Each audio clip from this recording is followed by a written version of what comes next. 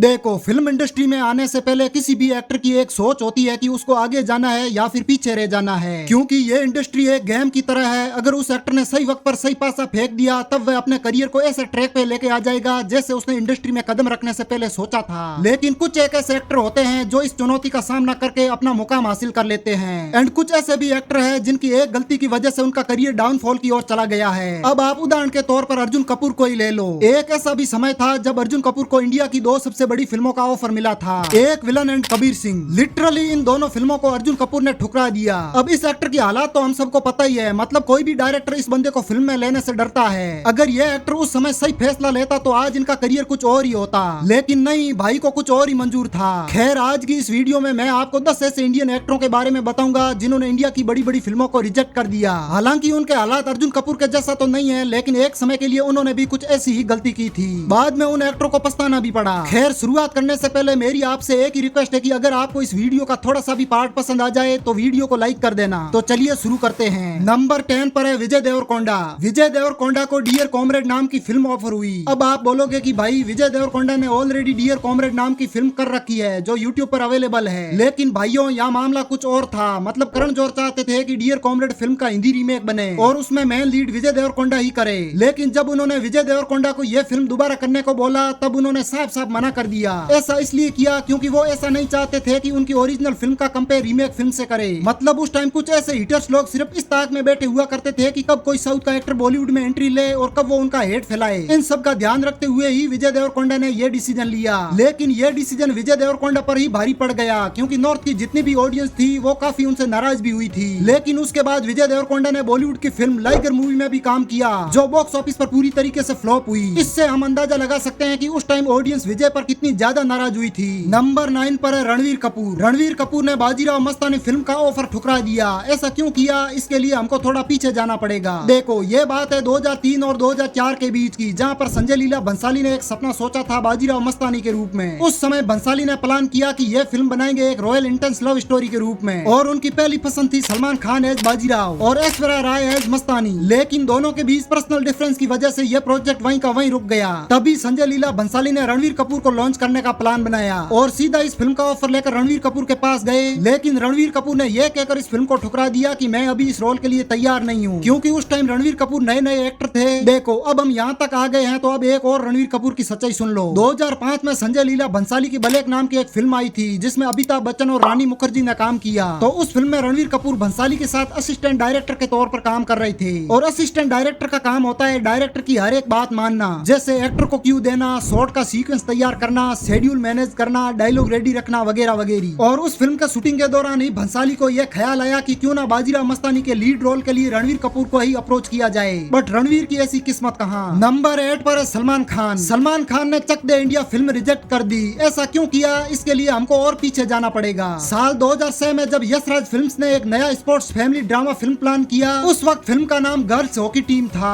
और डायरेक्टर सुमित अमीन जो अपनी स्टोरी को लेकर वाईआरएफ हेड आदित्य चोपड़ा से मिले। आदित्य चोपड़ा और सुमित अमीन चाहते थे कि यह फिल्म किसी ऐसे स्टार के साथ बने जिसके पास स्ट्रॉन्ग स्क्रीन प्रेजेंस और देसी कनेक्शन हो, और उस वक्त सलमान खान ऐसे रोल में परफेक्ट थे। हालांकि अभी सल्लू भाई कुछ ज्यादा ही मोटे हो गए। खैर, जब आदित्य चोपड़ा ने सलमान खान को चक दे इंडिया फिल्म की स्टोरी सुनाई और ये स्टोरी सलमान खान को कुछ ज्यादा ही पसंद आ गई। अब आप बोलोगे कि भाई इतनी ज्यादा पसंद आई तो फिर ठुकराई क्यों। सल्लू भाई ने इस फिल्म को इसलिए रिजेक्ट कर दिया क्योंकि उस टाइम उन्हें ऐसा लगा कि हॉकी के कोच के रूप में उन्हें ऑडियंस एक्सेप्ट नहीं करेगी, और सामने से उस फिल्म के डायरेक्टर को ऐसा भी कहा कि इस रोल के लिए शाहरुख खान ही परफेक्ट है। आपने क्या सोचा कि सल्लू भाई ने अपने ईगो या फिट की वजह से फिल्म को रिजेक्ट कर दिया? नहीं भाई, दोस्ती नाम की भी एक चीज होती है, तो दोस्ती के खातिर बंदे ने फिल्म को ही रिजेक्ट कर दिया और ये फिल्म बन गई शाहरुख खान के करियर की कल्ट क्लासिक फिल्म। नंबर 7 पर है महेश बाबू। महेश बाबू ने एक नहीं बल्कि 2 इंडिया की सबसे बड़ी फिल्में ठुकराई है, Pushpa the rise and Ghajini. तो सबसे पहले हम पुष्पा द राइस फिल्म के बारे में बात कर लेते हैं। 2019 में जब सुकुमार ने महेश बाबू को पुष्पा फिल्म की कहानी सुनाई तब महेश बाबू को कहानी अच्छी लगी थी,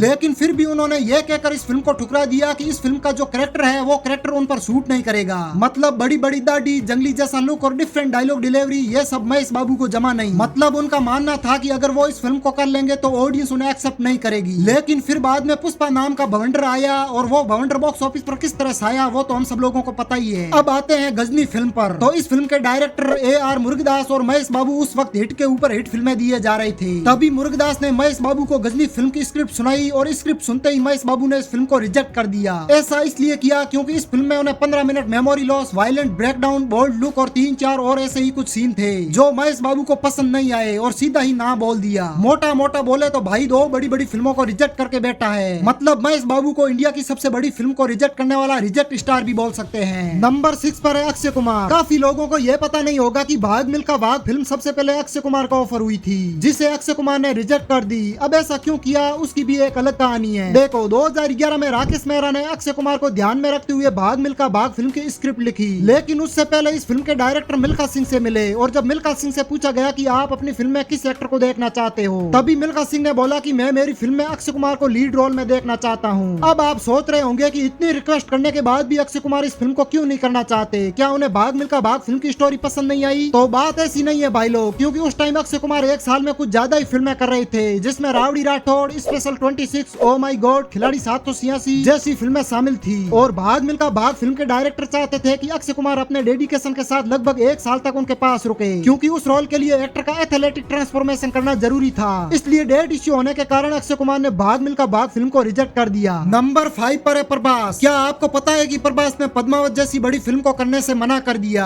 अब यह कहना गलत होगा कि प्रभास ने इस फिल्म को क्यों ठुकराया, क्योंकि जिस तरह की उस टाइम उनकी इमेज थी और जिस तरीके का रोल इस फिल्म के डायरेक्टर प्रभास को दे रहे थे, तो मुझे नहीं लगता कि उस टाइम प्रभास को इस रोल के लिए हामी भरनी थी। अब मैं ऐसा क्यों कह रहा हूँ, क्योंकि उस टाइम प्रभास बाहुबली जैसी ब्लॉकबस्टर फिल्म देकर आ रहे थे और बंसाली प्रभास को महारावल रतन सिंह का किरदार देना चाहते थे, जो बाद में शाहिद कपूर ने निभाया। देखो पद्मावत फिल्म में ज्यादातर स्क्रीन पद्मावती और अलाउद्दीन खिलजी के कैरेक्टर को ही मिल रही थी और महारावल रतन सिंह का किरदार उस फिल्म में एक और शैडो के रूप में उभर के आ रहा था। देखो मैं किसी ऐतिहासिक योद्धाओं का मजाक नहीं बना रहा, क्योंकि उन्हीं की वजह से आज हम इंडिया में सही सलामत है, तो वो तो सर्वोपरि है ही है। बट उस फिल्म में महारावल रतन सिंह का किरदार बहुत छोटा था, क्योंकि ज्यादातर फोकस पद्मावत और अलाउद्दीन खिलजी के ऊपर ही था और डायरेक्टर की भी यही सोच थी कि किसको ज्यादा दिखाना है और किसको कम, बस इतना ही। नंबर 4 पर है अर्जुन कपूर। आपको यह जानकर हैरानी होगी कि अर्जुन कपूर ने एक विलन जैसी बड़ी फिल्म को रिजेक्ट कर दिया था। अब ऐसा क्यों किया, इसके लिए हमको 2013 में जाना पड़ेगा। देखो 2013 के आसपास मोहित सूरी एक विलन की कहानी बना रहे थे, जो एक intense love story plus revenge thriller genre की थी, जिसमें एक तरफ हीरो है जो अपने प्यार के लिए लड़ता है और दूसरी तरफ एक किलर है जो अंदर से टूट चुका है। मोहित सूरी ने सबसे पहले इस रोल के लिए अर्जुन कपूर को अप्रोच किया और उस वक्त अर्जुन कपूर औरंगजेब जैसी फिल्म में बिजी थे और ऑडियंस अर्जुन कपूर को इंटेंस एक्शन जोन में देखना चाहती थी। इसलिए मोहित ने सोचा कि अर्जुन इस डार्क एंग्री लवर रोल के लिए परफेक्ट है। ये वही रोल था जो बाद में सिद्धार्थ मल्होत्रा ने किया। और इसके अलावा कुछ रिपोर्ट्स ये भी कहती है कि जब अर्जुन कपूर को एक विलन फिल्म का ऑफर गया, तब अर्जुन कपूर अपने पिता की फिल्म तेवर में भी बिजी थे। अब इस बात में कितनी सच्चाई है वो तो मुझे नहीं पता, लेकिन इतना जरूर पता है कि अगर उस टाइम अर्जुन कपूर इस फिल्म को साइन कर लेते तो आज उनका करियर कुछ और ही होता।